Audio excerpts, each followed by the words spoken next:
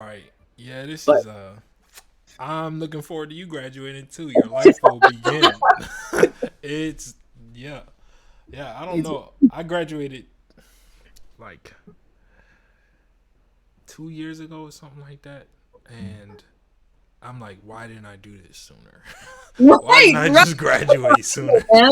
Every time I look up, everybody's talking about you. Jordan Hamilton's got this award. Jordan Hamilton's got this No. recording company. You're thriving since you graduate. That's why I can't wait to graduate. I know you'll do way more. You'll be able to Yeah. perform. It's like because I can't like the amount of gigs that I had to not do, or the amount of time I didn't have to think about performing or doing, finding out what my voice is because I had to Mhm. do X and X class that really meant nothing, or just theorizing, doing the academic stuff. Is like, why are we doing this? Why can't I just be out making stuff and then you can theorize it later. We can make Right. sense out of it later. It really did free up so much space, which is, I mean, the question of like, should music people go to school? Like, that's a big one. That is a It's big question. it's massive. I mean, but there's so much value in learning and community that you find in school. But then also there's so much knowledge that we miss out, like real life knowledge, because we know the industry's changing so much, and you have to be so much on your feet. Does school hinder that in your Yeah. prime years? Right.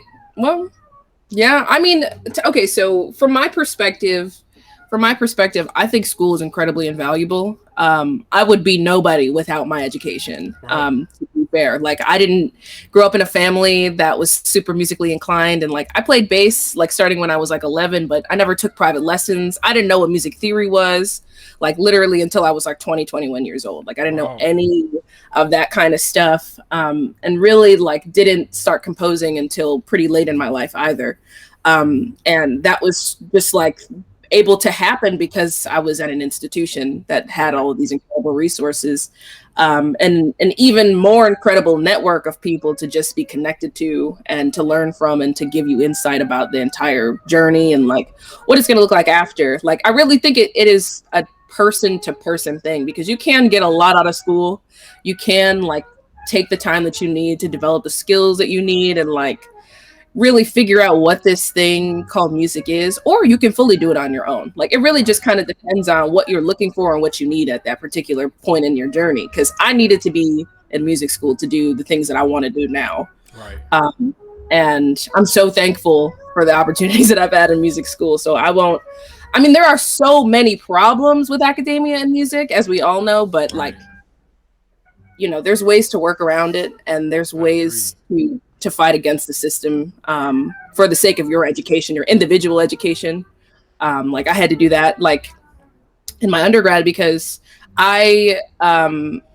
well, I guess let me take another step back. So I started at MSU Mm. in 2013 and I was here on an engineering scholarship studying. Whoa. I'm Wow. super science math nerd. I really like math and science. Less these days, but when I was in high school, that was my thing next to music. And so I was like, yeah, I'm gonna be the first Black woman engineer to save the planet. That's Right. really what I wanted to do. Um, and like was also taking like a songwriting class in the College of Music just to like have some type of break, some type of outlet in all the monotony in my schedule.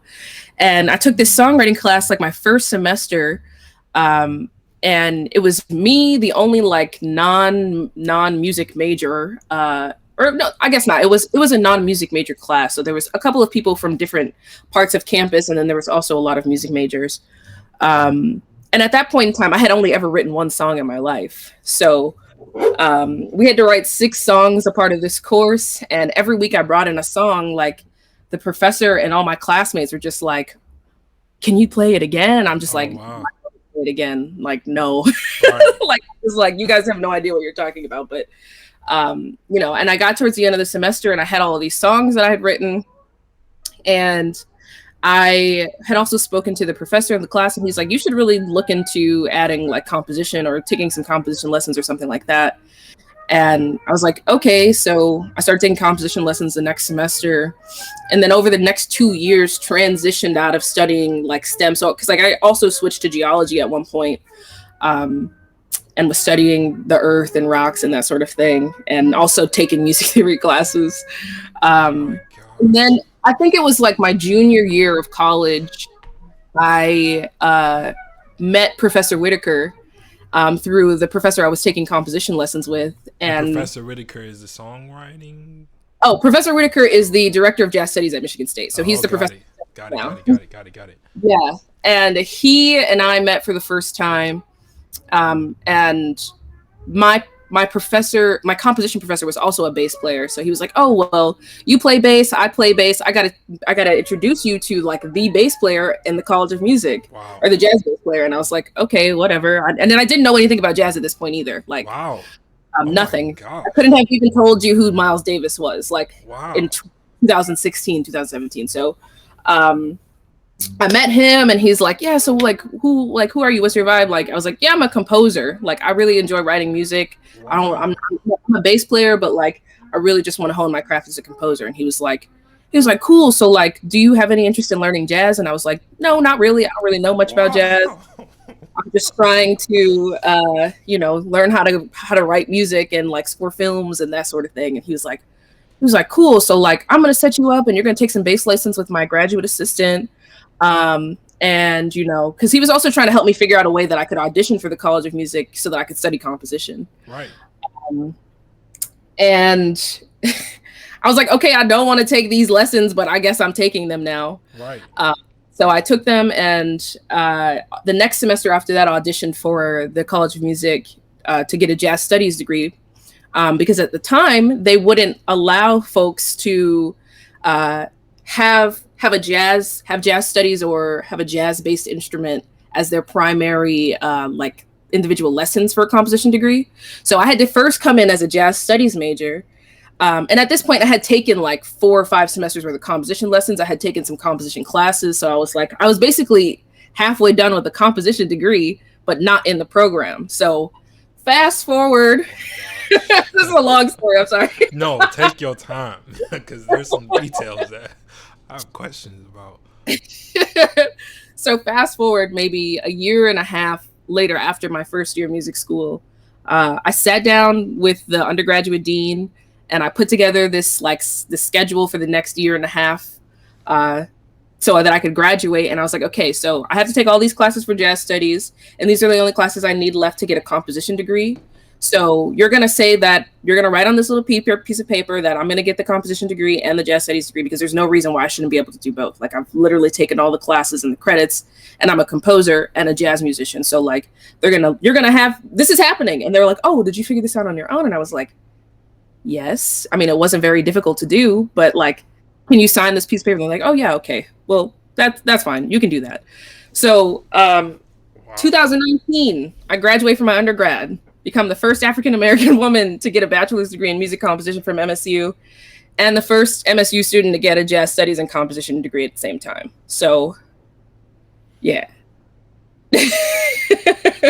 There's a few things that are very abnormal about that story that I don't think a lot of people will know how to appreciate. So I'm going to unpack this because first off, let's just start with the most recent thing. You went up to a public school. It's a public, like Michigan State is a public school.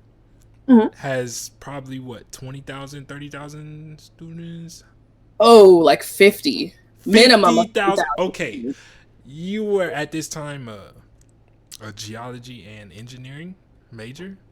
Yep. Oh my gosh.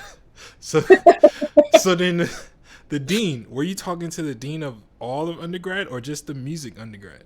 What's the music undergrad? Yeah. So I didn't pull up the whole institute. So as a person, this is some dog shit. Okay, so hold up. So I assume you were still taking your geology and other classes, right? Well, at this point, I had dropped. At this point, I had completely transitioned into being a music student. So I had already done my 3 years in the STEM, and so like at this time, I was a full-time music student. When I told them like this is the schedule I'm going to have until I graduate. They And just this is didn't have a major for you at this point until you. no, they wouldn't allow it because like the Michigan State's College of Music is like world class, in which I had no idea like when I decided to become an MSU student. Like I had no like interest in, well, not that I didn't have an interest, but I wasn't planning on like actually studying music here. Like I had an engineering scholarship. So I came here to do that, and then I was going to go to grad school for music. But like stumbled upon the College of Music, and it just kind of worked out that they had all of these like amazing resources. And the way that the College of Music here works is like everybody is kind of really isolated from each other because all of our professors are at the top of their game and they're only around for so long. So you know, everybody is just like really hyper focused on what they're doing. And so they don't make a lot of time in the curriculum for each of those majors for you to do interdisciplinary stuff. And I was like, what? Like, I don't understand that. So this is what we're going to do. And I'm going to get these two. Okay. So this is the thing that I think is very important for maybe young people to hear that are going into school for music or for something else, because the amount of I'm gonna say ambiguity, but also is very uncomfortable to be able to go into a program that big. I'm talking about the whole institution of MSU, and then being something that's you're out once you're outside of the music school. I don't know if this is true at MSU, but I know other music schools that I visited, music school is a bubble. Like you don't get in until you know someone. Like you just can't get in, and then once you're in, it's like you don't see anything outside of it. So you're seeing that as an outsider. You're taking these other courses, but then also you're finding out that you really enjoy this. But how do you switch that? You had the scholarship for something else. Like to have the freedom and the outlook, like because a lot of schools be like, no, we want to push you to finish what you started. Also, advisors are not there to kind of give you a mix and match type of experience, especially at big schools like that. For you to be super clear and be like, this is what we can do. Also, you busted into the head person's office and was like, yo, what you're saying isn't making any sense. After, you know, I told you which I wanted. You told me no, but what you said doesn't make any sense. So this is what we're going to do. You having that laser focus and then them caving and still being like, okay, yeah, we can accommodate that. A lot of students don't know that they can do that. Fully. I don't think that's something that, you know, a lot of youth, especially coming straight out of high school, we've been told to go through these curriculums and get to where we're going, have the insight that like, yo, you can devise your own curriculum. You just have to be very vigilant about it. And it's that's dope. That's probably why you had a great experience then. Well, I also don't like being told no. Like if there's a reason for there to be a yes, like why are you telling me no? Right. So Wow. I just like, it just didn't make any sense to me. I was like, how are y'all going to tell me that I can't do this when I'm actually doing it? And they were like, oh, you right. So, but I also will say like the undergrad academic advisor at MSU, she helped me a lot because I met with her over the entire transitional period of me trying to figure out the scholarship issue too, because my scholarship didn't transfer over to the College of Music. Right.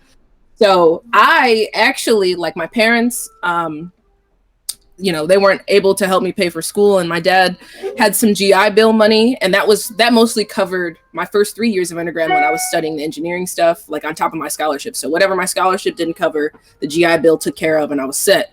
But after that, once I switched, like I was working 3 jobs, like paying for music school out of pocket, like on the ground, hustling, like paying for music school out of pocket. So I think like the College of Music didn't give me a music scholarship until my last year when I was like, hey, I am like struggling. I'm working 3 jobs right now. This is my last year. Can you guys please give me a scholarship so that I can spend my last year practicing and doing the music things and running my recitals so that I can graduate? And they were able to accommodate me and help me pay for at least half of it. And then I won a bunch of scholarships and awards and stuff to pay for the other half. So, it got taken care of, but for a while, like I was literally just working nonstop and paying for music school out of pocket. Wow. Yeah, music school is expensive. It's more expensive than going to get your degree in medical sciences or whatever. You know, to be a doctor, it's more expensive to become a certified musician. Yeah, especially when it comes down to buying an instrument. Yeah, yeah. And basses are not cheap. Basses are not cheap. Those string instruments. I'm not yet. It's at least a minimum of $5,000 if you want one that you're gonna have a profession with. Minimum. minimum. And who knows if you had a working car at that moment? Like, if Well, you yeah, can't I mean, transport that base, yeah, what you gonna do with it? right. Yeah, so I came out on top though. Like, I mean, it was by no means like an easy thing. Like, I literally, if you ask anybody who went to undergrad with me, like, they know I lived in the music building. Oh wow. Like, I did not leave. Like, there are mornings now, like, where I check my, like, what's that app called? Snapchat, and it'll have like Snapchat memories from my undergrad, and it'll come up and be like, oh yeah, that's that one day that I like woke up in the comp lab and it was like 7:30 in the morning and I still had a piece to finish, and like Yeah. 8:30 was done and I had to go to class at 9 Uh, across the street. yep. Slept in the practice room. I think I slept in I think I slept in the comp lab. So that Okay. was where I hung out the most. And I would like sometimes practice in there too because I would be the only one in there at like 4 a.m. So I'm like, okay, well I gotta write this piece, but I also gotta shed for my lesson that's tomorrow. Yep. So, you know. Hey, well, I'm really excited for your transition out of school then, because if you got all that done during school, I wonder Yeah. what. Crazy. Yeah, I wonder what will happen right after. Because I mean, Uh, all of that stuff applies. Like when you're in the industry that you found within yourself. You know, yeah. figuring out how to manage all those different things, managing 10 things outside of school would be much easier than. Wow, that's dope. I'm a fan. That's dope. You graduated in May. I graduate in May, yes, with my master's. And I'm so looking forward to it. I bet. I bet. I really love your compositions, by the way. Oh, thank you so much. Yeah, love your compositions.